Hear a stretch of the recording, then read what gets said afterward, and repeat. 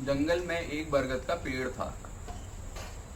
उसमें एक चील रहती थी। चील का घोंसला था और उसने कुछ अंडे दिए हुए थे। और उसी पेड़ में नीचे एक मुर्गी का घोंसला भी था और उस मुर्गी ने भी अंडे दिए हुए थे।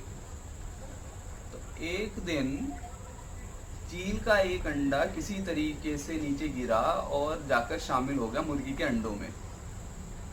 समय बीता, उस अंडे से एक चील का बच्चा निकला। लेकिन ये चील का बच्चा मुर्गी के बाकी बच्चों की तरह ही अपना जीवन जीता था। ऐसे ही जमीन से अपना दाना निकालता था, भोजन लेता था और उतने दायरे में ही अपना उसका आना जाना था जितने में बाकी मुर्गी के बच्चे करते थे। एक दिन इस चील के बच्चे ने देखा आसमान में एक बड़ा सा पक्षी उड़ता हुआ जा रहा है। तो उसके मन में जिज्ञासा जगी। वो जाकर गया अपनी माँ के पास, मुर्गी माँ के पास। तो उसने माँ से पूछा, माँ ये कौन सा पक्षी है जो आसमान में इतना ऊंचा उड़ रहा है और शानदार तरीके से हवा को चीरता हुआ निर्बाध गति से उड़ रहा है।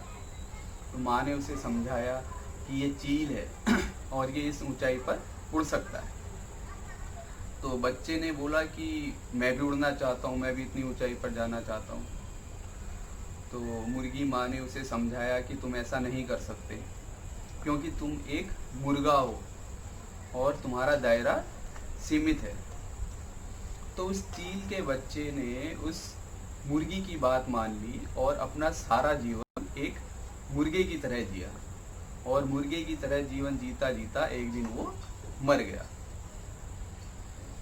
कहने का मतलब ये है कि आपके अंदर जो जज्बा है, आपके अंदर जो सोच है, वो कोई और नहीं जानता। अगर आप किसी के पास जाओगे कि भाई मैं ये करना चाहता हूँ, मैं वहाँ पहुँचना चाहता हूँ, मेरे ये ख्वाब हैं, तो लोग आपको हमेशा अपनी नज़रों से देखने की कोशिश करेंगे, अपने दायरे में सीमित करने की कोशिश करेंगे, आपको समझाने की कोशिश करेंगे कि आप ये नहीं कर सकते, आपका दायरा सीमित है, आपके पास ये रिसोर्सेज नहीं है, आपके पास ये नहीं है, आपके पास इस चीज़ की कमी है, आपके पास पैसा नहीं है, आपके पास वैभव नहीं है, या आपके पास साथी नहीं है, आपके पास सपोर्ट नहीं है।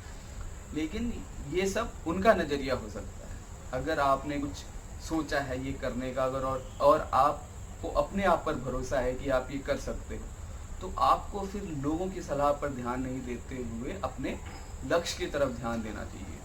हो सकता है आप एक बार फेल हो, 2 बार फेल हो, तीसरी बार फेल हो, लेकिन एक समय ऐसा आएगा कि आप अपने लक्ष्य तक पहुंचेंगे, लक्ष्य के नज़दीक पहुंचेंगे। तब दुनिया आपको कहेगी कि आप में जज्बा था तो आप ये कर पाए।